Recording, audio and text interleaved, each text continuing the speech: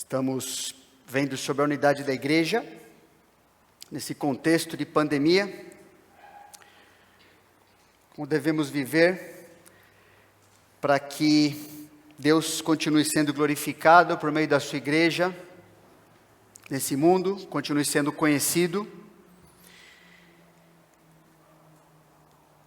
Como a gente acabou de cantar aqui, né? Um Deus que está vivo, morreu por nossos pecados, mas ressuscitou. Jesus decidiu viver em nós e viver na sua igreja.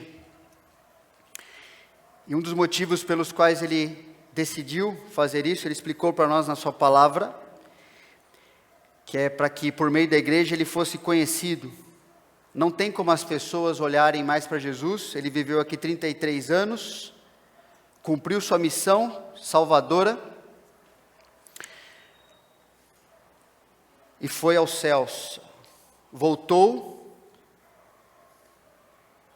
onde ele está sentado no seu trono, aguardando o momento determinado por ele de buscar a sua igreja. Enquanto isso, as pessoas podem ver Jesus na vida daqueles que lhe pertencem. E a igreja está aqui para isso, não é? Então é muito importante a maneira como a gente vive, as decisões que a gente toma, falando desse aspecto, desse contexto, né, de pandemia, o que a gente faz ou deixa de fazer, para que fique claro para nós e para as pessoas que os cristãos estão nesse mundo de passagem, são peregrinos. Eles não esperam que as suas vidas vão ser definidas pelas filosofias, pelas ideologias, né, pelos pensamentos do mundo, seja de um lado, seja de outro. A esperança do cristão não está nisso. Muito longe disso, na verdade. Ele não é mais desse mundo. O que é verdade para esse mundo é mentira para nós e vice-versa.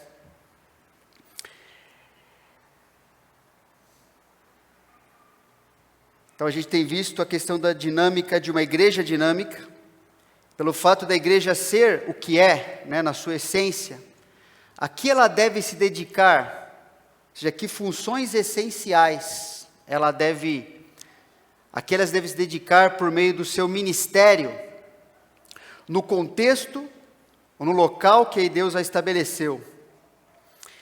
E a gente viu, começou a ver semana passada, baseado em Atos 2, 41 a 47, que a gente pode alistar essas funções essenciais da igreja bíblica, como sendo evangelismo e batismo, ensino, comunhão, oração, adoração, incluindo a ceia do Senhor e liderança. E nós vimos semana passada que sob a liderança dos apóstolos, a igreja de Jerusalém se dedicava ou perseveravam à evangelização e ao batismo, que comprova publicamente que uma pessoa pertence ao Senhor Jesus. E vimos também que sob a liderança dos apóstolos, a igreja de Jerusalém se dedicava à função essencial do ensino. E é claro que nós vimos essas coisas de maneira muito superficial, que em cada uma delas há muitos textos, há muitos princípios para a igreja no Novo Testamento, que gastaria, né, a vida falando sobre isso. E antes de gastar a vida, vocês me matariam de não aguentar falando disso, com certeza. Mas a teologia da igreja, né, baseada em Atos 2, 41 e 47, vamos ler de novo esse trecho, podemos alistar essas funções essenciais da igreja bíblica. E hoje a gente vai ver a questão da comunhão. Atos 2, 41 a 47, diz o quê? Então os que lhe aceitaram a palavra foram batizados, havendo um acréscimo naquele dia de quase 3.000 pessoas, e perseveravam na doutrina dos apóstolos e na comunhão, no partir do pão e nas orações. Em cada alma havia temor, e muitos prodígios e sinais eram feitos por intermédio dos apóstolos. Todos os que creram estavam juntos e tinham tudo em comum. vendiam as suas propriedades e bens, distribuindo o produto entre todos, à medida que alguém tinha necessidade. Diariamente perseveravam unânimes no templo, partiam pão de casa em casa, tomavam suas refeições com alegria e singeleza de coração, louvando a Deus e contando com a simpatia de todo o povo. Enquanto isso, acrescentava-lhes o Senhor dia a dia os que iam sendo salvos. Então, sob a liderança dos apóstolos, a igreja de Jerusalém se dedicava, eles perseveravam. Mais para frente a gente vai ver, se Deus permitir, coisas muito interessantes em relação a essa palavra perseveravam, que significa dedicação. Mas eles se dedicavam à função essencial da comunhão. O que significa isso? Quando a gente vê o que acontecia, o que o texto significa, o que aconteceu naquela situação, e Deus registrou isso para nós como modelo do que nós devemos buscar na nossa vida, para que a igreja viva dessa forma. A gente vê que a igreja vivia unida, dando oportunidade ao exercício dos dons espirituais. Percebe? Todos os que creram estavam juntos e tinham tudo em comum. Como é que você vai exercer o seu ministério na vida de outra pessoa, longe desta pessoa? Não dá. Não dá para você conhecer, não dá para você perceber as suas necessidades. E quando eu digo necessidade, não está falando simplesmente aqui de necessidades materiais. Tem uma forte ênfase no texto sobre isso. Mas a gente vê, quando a gente vê o livro de Atos e as cartas, que as necessidades de cada um de nós é muito mais do que isso. Por isso que isso aqui está falando sobre comunhão. Comunhão é ter uma vida unida, uma vida junta, a mesma vida igual um do outro. Como é que eu vou saber que você tem uma vida igual à minha, sem ver como você está vivendo? Eu posso ouvir algumas coisas de você, mas isso é muito insuficiente. A comunhão existe quando nós vivemos juntos, sabendo o que está acontecendo na vida um do outro. Não simplesmente ouvir. Ainda mais um tempo que a gente vive agora, transportando agora para o nosso tempo, onde as pessoas, e cada vez mais vai ser assim, elas falam para nós, não o que acontece de fato nas suas vidas, mas elas falam para nós um pequeno retrato, aquilo que elas querem que nós vejamos em suas vidas, não as suas vidas como elas realmente acontecem, como elas são. Se a gente não conhecer, se a gente não souber viver junto com as pessoas, nós não teremos como ministrar às pessoas. Nós ministraremos aquilo que ela fala para nós, aquilo que é uma impressão da realidade da sua vida. Isso não vai acontecer como Deus quer. A gente vai errar o alvo de fazer isso aí. A gente vai ministrar em algo que às vezes não é o que a pessoa mais precisa, por exemplo. É conhecendo, é estando junto, e é isso que a igreja fazia. Eles viviam uma vida comum, a sua vida é comunitária. Não dá para fazer isso de maneira separada um do outro. É uma vida comunitária, esse é o sentido de viver em comum. Ok? E mais para frente a gente vai ver, Deus permitir, que essa vida não só era comunitária, mas era diária. Não era de domingo. Era diária. O que torna ainda, muito mais intenso essa vida comunitária. Isso aumenta a intensidade em coisas que a gente não pode nem imaginar. E havia exercício ali do ministério na vida do outro, porque você está andando, você está percebendo o que está acontecendo na vida um do outro. Como é que você vai exercer dons espirituais se você não está vivendo com a pessoa? Todos que creram estavam juntos e tinham tudo em comum.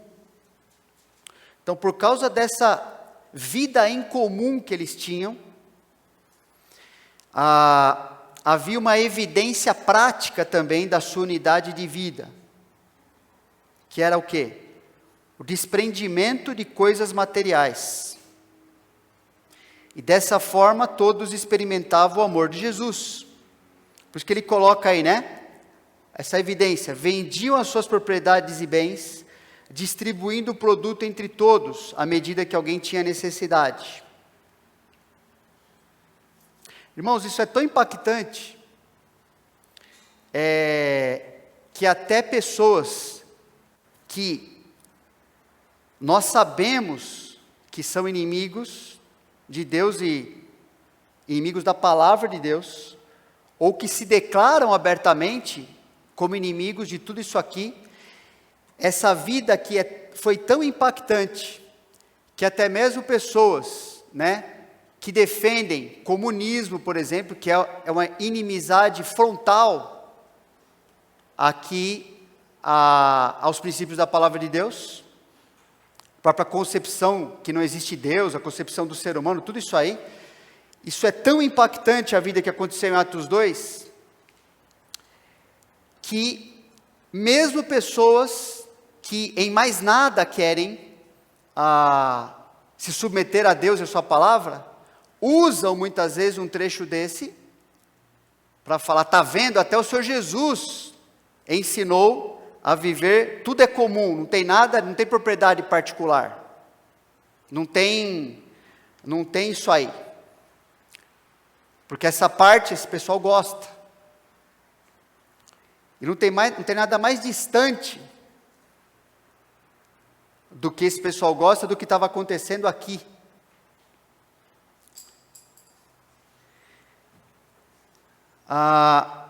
Agora, o nosso maior problema não é as pessoas que não conhecem o Senhor Jesus. Meu maior problema sou eu. O que eu faço com um texto desse? Como é que eu enxergo isso aqui para a minha vida? Quando a gente lê isso aqui, né, que havia uma evidência prática dessa unidade de vida, como esse desprendimento de coisas materiais, eu já me peguei na minha vida, principalmente lá no começo, né, perguntando para mim mesmo: nossa, mas será que isso aqui é obrigatório? Porque a obrigatoriedade é uma das coisas que tem que acontecer, quando o homem quer fabricar esse tipo de coisa de maneira imposta, tem que ser obrigatório, porque não parte de um coração, parte de uma obrigação, de simplesmente uma lei, uma imposição social, que visa atingir os objetivos egoístas, ok? Não tem nada de nobre nisso aí. Mas você pergunta assim: a venda de meus bens, será que é algo obrigatório? Vou ter que fazer isso aqui agora? Né? Pegar minha casa, meu carro, minhas coisas lá, e agora vou ter que vender tudo? A venda dos bens, isso aqui foi uma evidência de algo que estava acontecendo. A venda dos seus bens, daqueles irmãos ali, não foi algo ordenado às igrejas do Novo Testamento. O problema é que quando a gente escuta uma coisa dessa, não foi algo ordenado, o nosso coração lança um tremendo ufa, ai que bom, puxa, porque já pensou ter que fazer uma coisa dessa? Né? Deus me livre fazer isso. Mas é justamente por não ser algo ordenado, que demonstra a realidade de um amor verdadeiro. Isso aqui não foi imposto. Isso aqui, houve uma generosidade, que, pensa, aquele povo convertido, formado provavelmente de judeus. Imagina, a seita dos fariseus era composta naquela época de mais ou menos 6.000 pessoas, que era a seita mais radical do judaísmo. Viviam todos tentando a lei, tudo seguir. E claro, Jesus mostrou que é impossível para o homem fazer isso. porque o coração deles não era reto diante de Deus, precisava de conversão, né? Como qualquer um de nós. Mas havia 6.000 fariseus naquela época. Aqui num dia, 3.000 pessoas, provavelmente judeus, se converteram. Imagina o que estava acontecendo ali. E aquelas pessoas, antes tomadas pelo seu egoísmo, Jesus acusou essas pessoas, antes da conversão, de serem pessoas que não só eram gananciosas, mas eles exploravam, por exemplo, acontecer de mulheres ficarem viúvas na sociedade, e os próprios fariseus começavam a dilapidar o patrimônio dessas mulheres. Jesus falou, pensa que eu não estou vendo isso, imagina o tamanho da ganância no coração dessas pessoas que se converteram. E agora essas pessoas estão vendendo as suas coisas, por terem uma vida comum a outras pessoas, que tinham conhecido Jesus também. Antes ela tentava obter ao máximo, explorar as outras pessoas, tentar chamar para si mesmo, eu quero levar a minha vantagem, eu sou eu, egoísmo, isso aqui é tudo meu, o que é seu é meu também. Agora essas pessoas aconteceu alguma coisa na vida delas. Pedro pregou, elas creram que elas tinham sido culpadas por causa dos seus pecados de levar o Messias para a cruz. E nós sabemos que nós somos culpados também. Jesus morreu por nós. Se você não se achar como culpado de ter crucificado o Senhor Jesus pelos seus pecados, você também não pode ter esperança nenhuma de ser salvo por Ele, porque isso não tem nada a ver com você. Então essas pessoas antes tão voltadas para si mesmas, acumuladoras de propriedades, de coisas que elas queriam, porque a vida delas consistia tudo que está somente nesse mundo. Agora elas estão vivendo um desprendimento dessas coisas. Elas não tinham mais como viver, vendo a necessidade, vendo aquela comunidade acontecer coisas necessárias ali. E o coração dessas pessoas se tornou um coração voluntário, coração generoso, evidência de um amor verdadeiro. Eles começaram a compreender que Jesus, o dono do universo, tinha se dado totalmente por eles.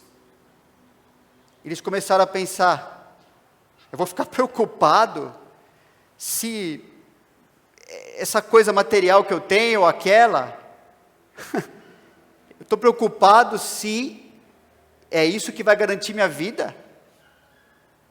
Deus morreu por mim, Deus deu a sua vida por mim. Romanos 8,32 fala que aquele que não poupou seu próprio filho, antes, deu o seu filho por nós, não nos dará graciosamente com ele todas as coisas. Aquele pessoal começou a compreender isso aqui. Eles perceberam que a vida deles, que era segura, confiava naquelas coisas que eles tinham, falou, era mentira. Isso nunca deu confiança para nós. Não é isso que dá segurança para nós. Isto não é a minha vida. Jesus falou nos evangelhos, a vida de um homem não constitui nos bens que ele possui. Jesus falou isso aí. E esse pessoal agora estava acreditando que era verdade mesmo isso aqui. Ninguém estava obrigando eles a fazerem isso. É o contrário, eles não podiam parar de fazer isso. Eles não enxergavam mais a sua vida como o centro do universo, enxergavam a vida comum como o bem mais precioso que eles tinham. Antes eles não suportavam ver uns aos outros, pensa, disputando território, lembra Jesus ensinando lá? Cada um querendo ocupar o melhor lugar na sinagoga, querendo aparecer, querendo os reconhecimentos dos outros, lambendo o ego um do outro. Agora eles são convertidos. Agora, eles ficam felizes em exaltar o outro. Eles ficam felizes em perceber que o outro está bem. Como eu estou bem, o outro tem que estar bem também. Senão a pessoa não fica bem.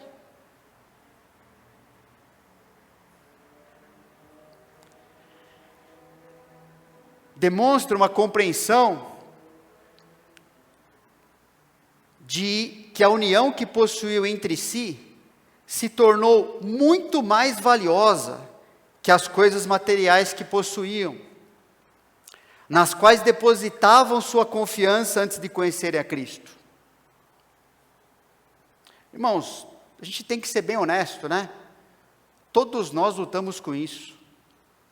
Senão a gente tem que jogar trecho da Bíblia e falar assim, isso aqui não se aplica a mim. Jesus usou o exemplo dos 2 senhores lá em Mateus 6, para mostrar como é forte. E o ensino não é sobre riqueza, ter ou não, mais ou menos. O ensino é sobre não andarmos ansiosos, não ficarmos preocupados, achando que Deus não vai cuidar da gente. Porque quando a gente acha que Deus não vai cuidar da gente, a gente vai ter que adotar outro Senhor para viver. Jesus fala, o Senhor riqueza, o Senhor de você se cercar de coisas, achando que elas vão dar segurança para você, é um Senhor poderoso, sim. Nós nos curvamos a esse Senhor, nós nos submetemos a Ele. Nós somos capazes de fechar os olhos para as necessidades uns dos outros, por acreditar que se eu der um pouco do que eu tenho, vai faltar para mim. Que não dá para fazer isso aí, a situação já está difícil.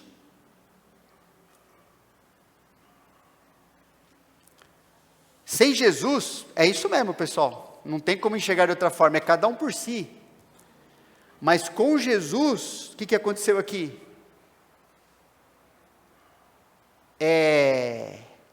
Meio mosqueteiros, né?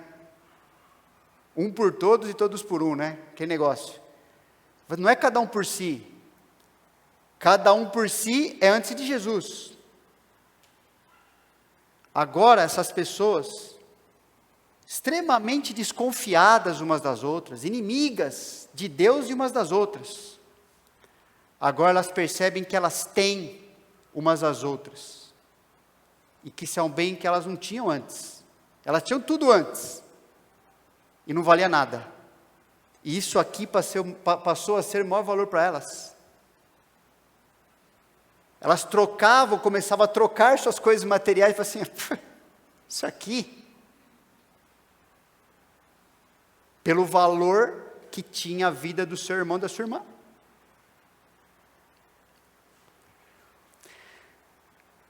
Demonstrou a realidade do amor de Jesus derramado em seus corações. Se Jesus estava ali dentro deles, e naquela igreja, dava para ver. A realidade do amor de Jesus derramado em seu coração, como é que a gente vai saber disso? A gente viu aqui no texto. Essa realidade acontecendo ali, fazia com que havia um despojamento do egoísmo. Eles começaram a se despir do egoísmo e se revestir do cuidado pelos outros como se fosse um cuidado por si mesmo. E ficar satisfeito, porque eu posso ter uma vida comum com você. Começaram a enxergar completamente diferente. E administrar de maneira diferente aquelas coisas que Deus colocou na vida deles, que não são ruins. Percebe? Se eles tinham algo para vender, é porque era deles. Ninguém forçou nada.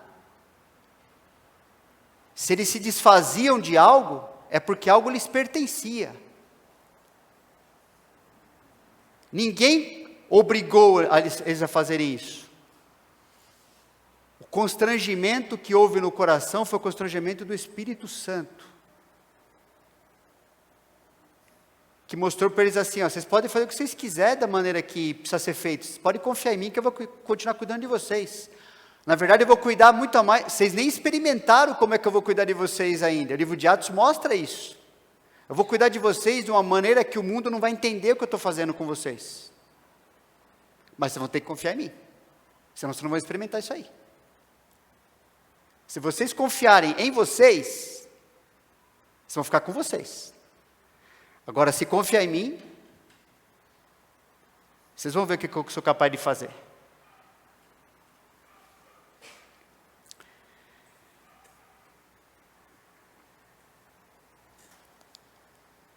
Ora, aquele que possui recursos desse mundo e vir a seu irmão padecer necessidade e fechar-lhe o seu coração, como pode permanecer nele o amor de Deus?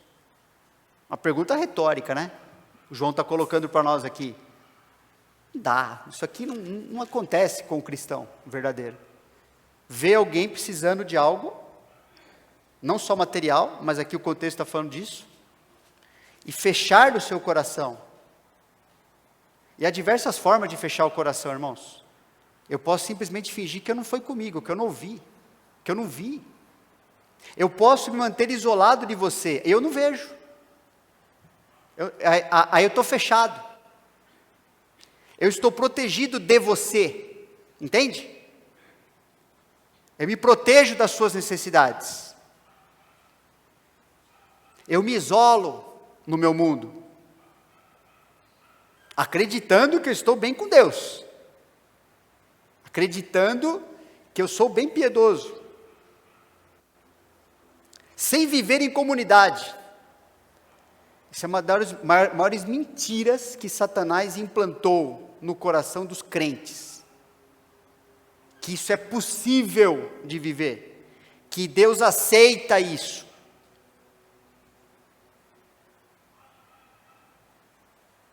Quero ver me mostrar, pelo texto da palavra de Deus, um versículo, um só,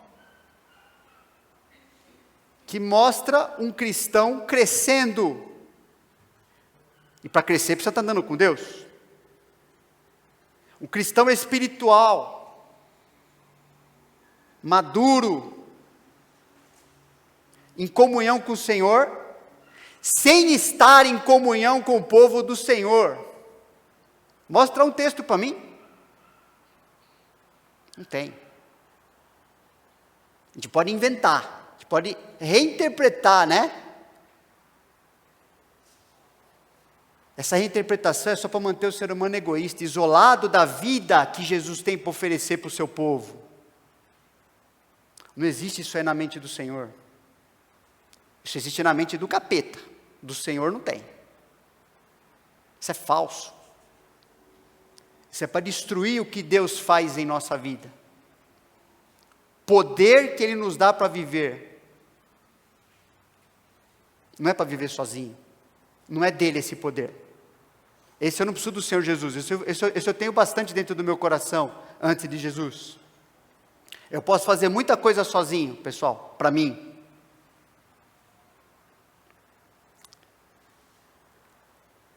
A gente pode fechar o coração, mas a pergunta é retórica: como pode? Como pode permanecer nele amor? Como é que essa pessoa vai provar que ela está vivendo com Deus? Ela não vai conseguir provar isso aí. Ela pode fazer o que ela quiser, mas ela não vai conseguir provar nem para Deus, nem para ninguém que é de Deus, que ela está vivendo segundo o amor de Deus. Também, irmãos, vos fazemos conhecer a graça de Deus concedida às igrejas da Macedônia. Quando olho o relógio, eu sei que o pior inimigo meu sou eu mesmo, mas o relógio é o segundo inimigo que eu tenho. Não, primeiro sou eu mesmo. A gente quer falar tanta coisa, a gente fica pensando, meditando, coisa que Deus coloca no coração, né? Que eu penso, por vir dele, que é útil para nós, e eu fico frustrado. Também, irmãos, vos fazemos conhecer a graça de Deus, considere as igrejas da Macedônia, porque no meio de muita prova de tribulação manifestaram a abundância de alegria e a profunda pobreza deles. E a profunda pobreza deles superabundou em grande riqueza da sua generosidade. Porque eles, testemunho eu, na medida de suas posses, e mesmo acima delas se mostraram voluntários, pedindo-nos com muitos rogos a graça de participarem da assistência aos santos. E não somente fizeram como nós esperávamos, mas também deram-se a si mesmos primeiro ao Senhor, depois a nós pela vontade de Deus. Irmãos, o que a gente encara hoje como obrigação, ou faz às vezes de má vontade, ou vê necessidades e finge que não vê, como assim, não sei, deixa o negócio pegar fogo lá, se ninguém falar comigo, eu estou livre. Aqueles irmãos encaravam como graça de Deus para com eles. Graça, nossa, Deus me deu um baita privilégio agora de amar alguém. Obrigado, Senhor, eu estava orando por isso.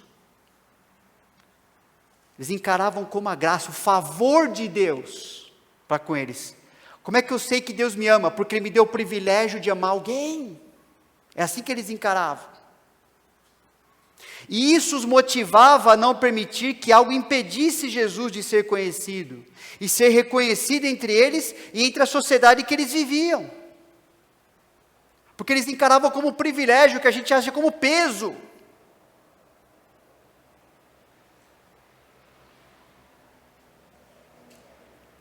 E aquela igreja, o texto fala que era uma igreja bem rica, não é?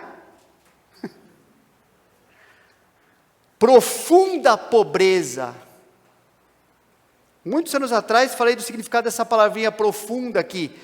Sabe aquele antigo explorador oceânico Jacques Cousteau? Ele inventou, acho que ele construiu junto com uma turma lá, aquela batisfera, né? Aquele negócio que ia lá no fundo do mar, sem explodir os caras lá dentro, né? Então ia lá onde podia chegar. Esse equipamento, esse nome batisfera vem dessa palavra aqui profunda que está aqui no texto. Eles não eram pobres, irmãos. Eles eram miseráveis. Como que pode? Este grupo de pessoas se envolver e ainda mandar uma oferta lá para a igreja de Jerusalém, que estava pior que eles. Só Deus explica isso aí. Não tem como isso acontecer. Eles achavam que isso era prova da graça de Deus na vida deles. A comunhão entre eles era evidenciada por aproveitarem ao máximo as oportunidades de se edificarem mutuamente. E a própria ceia do Senhor é resultado dessa comunhão. É nesse contexto que a ceia do Senhor acontece, né? Comunhão, vida em comum. A ceia não é dissociada disso. A ceia é um tipo de resultado que acontecia dessa vida comunitária. Eles tinham uma vida comum diária. Eles partilhavam suas coisas, eles sabiam o que estava acontecendo na vida do outro. Conviviam um com o outro. Irmãos, eles pecavam contra o outro, sabia? Eles eram pecadores que nem a gente. E eles acertavam suas vidas um com o outro. Eles não se achavam, porque ele não estava pecando o pecado do outro, que ele era melhor que o outro. Eu não achava que assim, não, mas olha, obrigado, eu não sou que nesse irmão, olha, eu sou melhor que ele. Isso é vida de fariseu, não é? O fariseu não orou lá diante do publicano, e ainda bem que eu não sou que nesse publicano. Ainda bem que eu não sou, olha, esse irmão aqui, ainda bem que eu não sou que nem ele. Com ele aqui eu não tenho comunhão. Com ele eu não quero comer junto. Quando eu penso assim, eu sou um fariseu. O motivo é que eu me acho melhor que os outros. Eu esqueço o pecador que eu sou, pessoal. E você faz isso pelo mesmo motivo. Percebe? Partiam pão de casa em casa e tomavam suas refeições com alegria e singeleza de coração.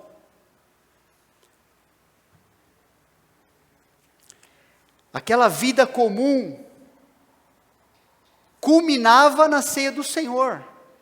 Aquela vida de edificação não era para reunir para falar besteira. Reunia porque Jesus os reunia, edificava, vivia junto, sofria junto, tinha necessidade, um cuidava do outro. E a ceia, que é o ápice do culto, de relembrar o que o Senhor Jesus fez por nós naquela cruz, era relembrada quase que diariamente. Não tinha uma separação entre o que Jesus fez por mim e o que eu devo fazer com o outro pelo outro. É a mesma coisa. Relacionamento redentor, não é? Porque o Redentor se relacionou comigo.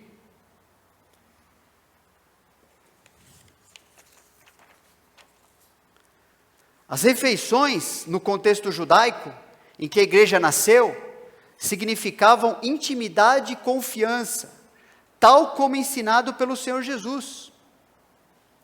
Jesus, no último tempo ali com os discípulos, antes de ser preso, João 13, lembra o texto começa como, né? Tendo amado os seus, amou até o fim. E ele vai mostrar como ele fez isso. E o fim a gente sabe, vai ser lá na cruz. E depois ressuscitando para aquelas pessoas terem uma vida transformada. Olha que interessante. Depois de lhes ter lavado os pés, tomou as vestes. Jesus fazendo isso com os discípulos, a gente sabe dessa passagem, né? Tomou as vestes e voltando à mesa perguntou-lhes: compreendei o que vos fiz?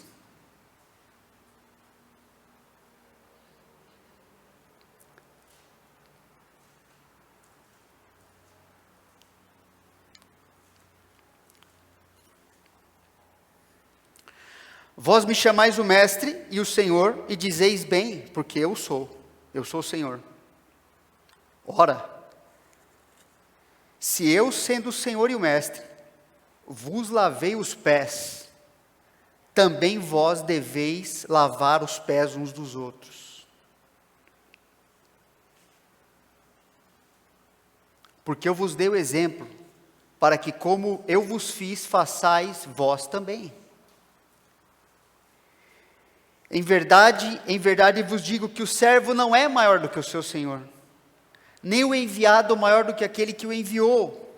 Ora, se sabeis essas coisas, bem-aventurados sois, se as praticardes. Agora olha que interessante. Não falo a respeito de todos vós, pois eu conheço aqueles que escolhi. É antes para que se cumpra a escritura: aquele que come do meu pão levantou contra mim o seu calcanhar. Num contexto de vida comunitária, quanto mais envolvimento, quanto mais intimidade, quanto mais confiança a gente tem um no outro, mais arriscado é, saiba disso.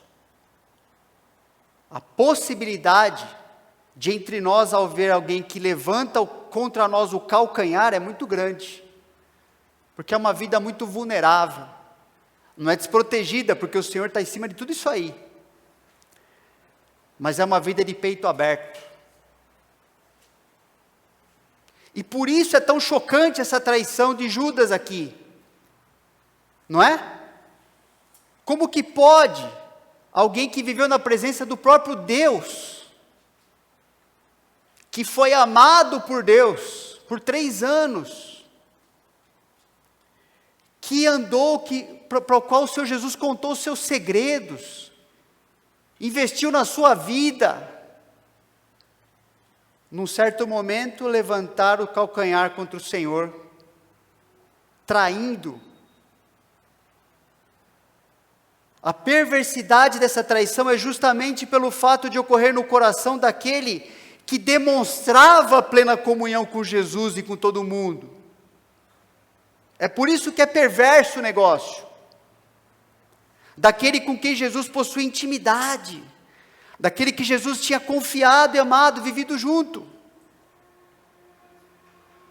O problema, irmãos, é que isso não é só para o tempo do Senhor Jesus. Nós precisamos estar dispostos a lavar os pés dos outros, é uma ordem. Depende da nossa felicidade. Bem-aventurado sois se fizer a mesma coisa. Você nunca vai ser alguém plenamente realizado, feliz no Senhor, sem viver dessa forma. Eu não vou se não viver dessa forma aqui. É um alvo, a gente tem que perseguir isso todo dia.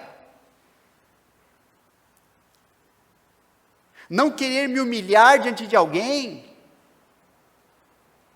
me afastar de uma pessoa que fez alguma coisa contra mim,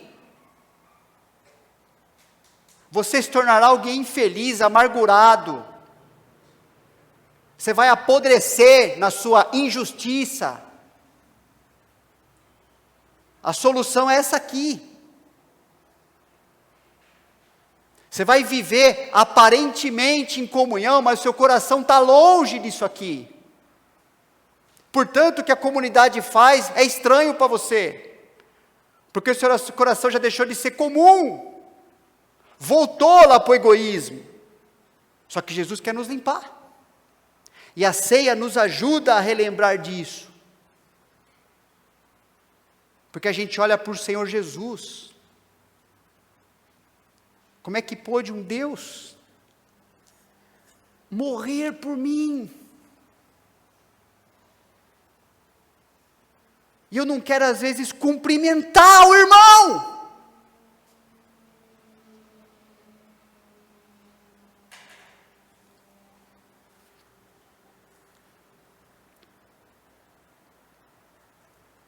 A ceia, naquele contexto da igreja, era o ponto culminante dessas refeições.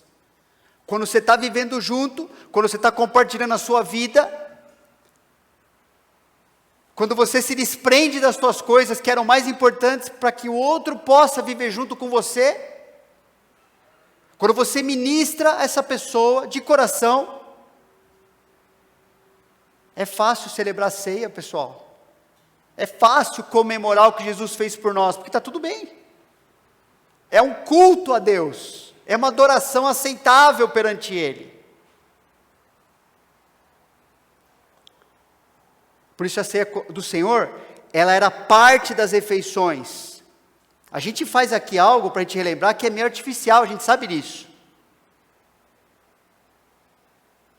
Porque se a gente CIBNA, né, estivesse lá em Jerusalém, se a primeira igreja batista, né, se fosse lá em Jerusalém, Nova Aliança fosse lá, a gente estaria vivendo diariamente uns com os outros. E daqui a pouco ia levantar o irmão e falar assim, nossa, né, como tá bom, como a gente se ama, nossa, olha, você viu o que aconteceu, o irmão fez com outro ali. É só Jesus mesmo, né? Falando nele, né? Vamos lembrar o que ele fez de novo? E de novo, Ele está cuidando da gente, Ele está fazendo a gente crescer. E é isso que eu quero que a gente pense nisso agora. Reflete um pouquinho na sua própria vida antes da gente distribuir os elementos. Reflete no que Jesus fez e continua fazendo por você e por mim todo dia. Vivendo para que a gente seja parecido com Ele. Pensa no seu coração aí. Se tiver algo a confessar, Deus confessa. Abre teu coração para o Senhor. Não tenta se prender numa vida errada, achando que ela vai dar certo. Ela não vai dar certo. Se alguém aqui entre nós não conhece também o Senhor Jesus como seu Salvador e Senhor, Você precisa entender que esse Jesus, dono do universo, Senhor dos senhores, Criador de tudo que há, seu Criador, tendo a gente feito estrago, você estragou sua vida pelo seu pecado, pelo seu afastamento do Senhor, por viver conforme você queria. Mas Ele te amou. Ele veio e deu a sua vida como única forma de resgatar você dos seus pecados, de você nunca mais ser condenado por Deus pelo que você fez, e pelo que você ainda vai fazer de pecado. O seu sangue na cruz perdoou, o Cordeiro de Deus lavou completamente o seu pecado e o meu pecado. E Ele ressuscitou depois de 3 dias, mostrando que a morte não tem poder sobre Ele, porque o salário do pecado é a morte, mas o dom gratuito de Deus é a vida eterna em Cristo Jesus. Você pode receber vida. Você merece a morte, eu também merecia. Mas Ele nos deu vida, porque Ele pagou o preço que você devia a Deus. Ele agora não vai condenar você que crer nele. Você chegar para Ele e falar: Senhor Jesus, minha vida foi estragada pelo pecado. Eu fiz o que eu queria, e eu sei que eu estou longe do Senhor aqui. Eu não vivo a vida que o Senhor propôs para mim. Me perdoa, me salva, me resgata. Me dá uma vida nova com o Senhor, para o Senhor. Deus só responde essa oração de um jeito: salvando você. E qualquer pessoa que busca a Deus, que clama, que invoca o nome do Senhor, Ele promete: você vai ser salvo. Tua vida vai mudar. Teu coração vai ser transformado.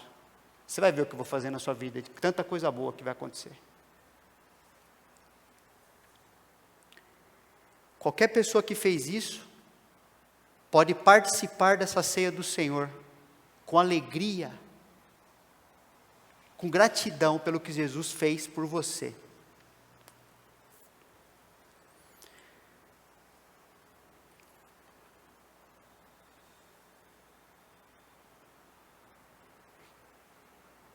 Quero chamar aqui o Luciano, o Lucas, Mendes, o Luque e o Dorival para nos auxiliar, por favor.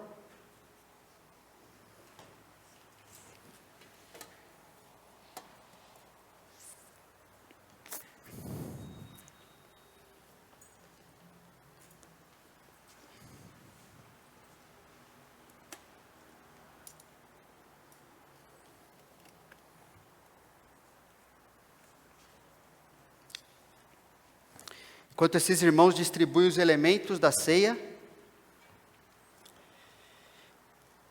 continua refletindo na sua vida, confessando algo a Deus que precisa ser confessado,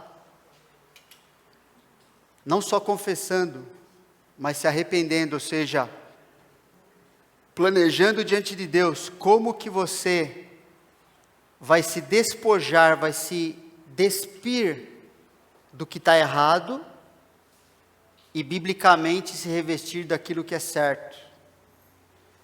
O que eu preciso fazer? Como é que minha vida deve se tornar, Deus? Me ajuda. Para que eu viva em comunhão com todo mundo que é teu. Fala com Deus sobre isso.